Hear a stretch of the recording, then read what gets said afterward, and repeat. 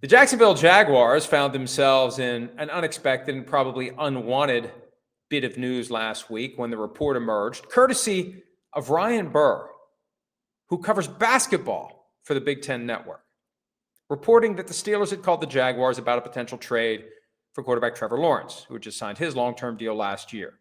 Now, the Jaguars quickly said there's no chance he'll be traded, and we reported yesterday the Steelers never even called. Trevor Lawrence was on the Kay Adams show yesterday, and he said he's not going to Pittsburgh, and he said we love Jacksonville. And he also pointed out he has a no-trade clause. I'm curious about what happens next, because I think that the people at the very top of the Jaguars organization are fully committed to Trevor Lawrence. I also think, based on how this all happened, because I don't think Ryan Burr just made it up, it's an oddly specific thing to throw out there as just fabricated news. He claims someone from the Jaguars told him. He got it straight from the horse's mouth. We don't know who the horse is, but someone from the Jaguars told him. I think it's possible, if not probable, that someone in the organization, not at the very top, but someone who might not be on board with Trevor Lawrence as the long-term answer, decided to give a little nudge, drop a little turd in the punch bowl, and see what happens. And it worked. If that was the goal, it worked. Because Burr's tweet got picked up and it became a thing. Did the Steelers call the Jaguars about Trevor Lawrence? Even if they didn't, and we're told they didn't, the deeper message is, hey, if we're looking for a quarterback and we're exploring all options, maybe we should call the Jaguars. Maybe we should look into this Trevor Lawrence thing. Maybe they'd move him. Dead money charge would be $30 million. They'd avoid the rest of his contract. He's under contract for 6 more years. It averages, we did the math last week, it's about $43 million a year over 6 years. And there's still a lot of guarantees.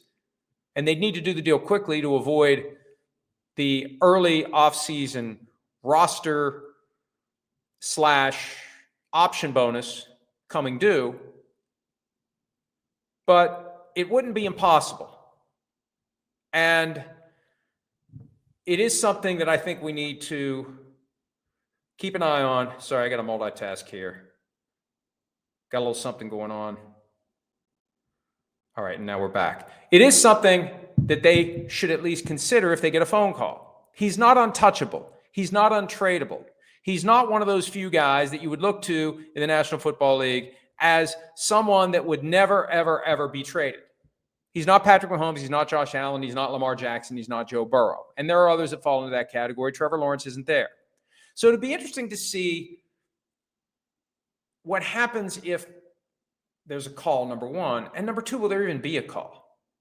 It's kind of a litmus test on Trevor Lawrence's status as a top 10, top 15 quarterback. I mean, he's got top of the market money when you look at new money average. From signing and when you look at the structure, the deal isn't one of those, wow. It's got some stuff in there that would make it less than some of the best contracts. But still, if he's regarded as a potential franchise quarterback, if not actual franchise quarterback, and by that I mean top 7, top 5, somebody's going to call. And if nobody calls, maybe the Jaguars are going to think, we really love this guy, but nobody else does. Nobody else loves him enough to make an exploratory phone call. And that's why I thought it was plausible that the Steelers called. Because the Steelers are going to be looking to upgrade the quarterback position. One way you do it is you find out who's available. Just because you call another GM, and obviously the Jaguars don't have a GM, so one of the problems was the Steelers wouldn't have known who to call. But just because you make the phone call doesn't mean you want to make the trade.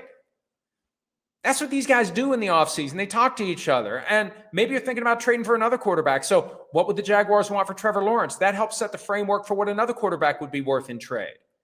A couple of years ago, the Commanders, after they were shut out of the sweetheart deal that was done between the Rams and the Lions as part of the Jared Goff, Matthew Stafford trade, that was all done between the two. There was no shopping of Stafford. The Lions were the target. Brad Holmes had just gotten the GM job. He had been with the Rams. It made sense. And it also gave the Rams a way to shove the Jared Goff contract and attach a first-round pick to it without it being conspicuous. It worked out perfectly. But the Commanders were like, what the hell? we would have been interested.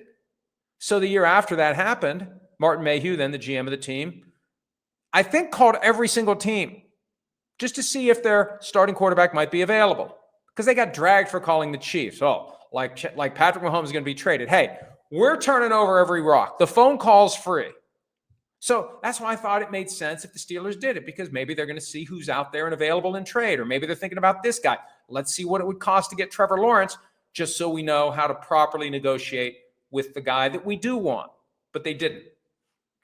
But maybe someone will. And again, if someone within the organization decided to go rogue, it's genius if this is the case. Because number one, it was sufficiently obscure that somebody who covers the NFL on a regular basis didn't get burned and then would be pissed off. And it was enough when I saw it, I thought, this is too weird to ignore. Some guy that doesn't even cover the NFL, who's saying very stridently and very clearly when he's got nothing to really gain.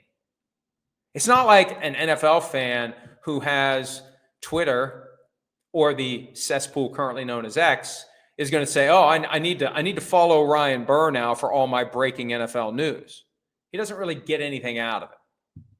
I don't know how much he loses either, because who's going to chastise Ryan Burr if he was lied to, and it looks like he was, at least to some degree, by his Jaguars horse's mouth source. So let's see what happens. I just think that it's fascinating, and I think Lawrence is in play. If someone would make the Jaguars an offer they can't refuse, I just have a feeling no one's going to make that offer.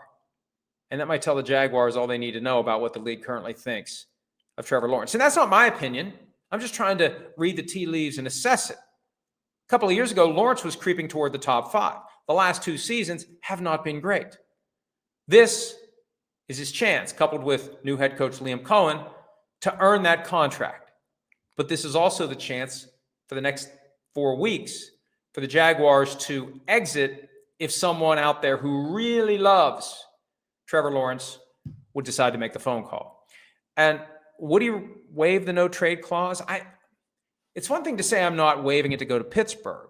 What if the Rams would call? What if Sean McVay has taken a shine to Trevor Lawrence and has decided, this is my next great quarterback pupil. I'm going to use all my quarterback whispering skills to make him into the best player he can be. I'd be interested. Wouldn't any quarterback be interested in working with Sean McVay? And they have a young team that made it to the Final 8 last year. I'd definitely be interested in that. I wouldn't love paying 13% state income tax coming from a state where the state income tax is 0, but I definitely would be interested in being a pupil of Sean McVay. So I think there might be a team or two out there, if they would call and if they would make the Jaguars an offer they won't refuse, Trevor Lawrence might look at that and say, I have a no trade clause, but yeah, I'll waive it. And he gains nothing by saying anything now that would suggest he doesn't want to be in Jacksonville, because chances are he will be. Hi, it's Mike Florio. Thanks for watching PFT on YouTube. Hit subscribe for the latest news and analysis from Pro Football Talk.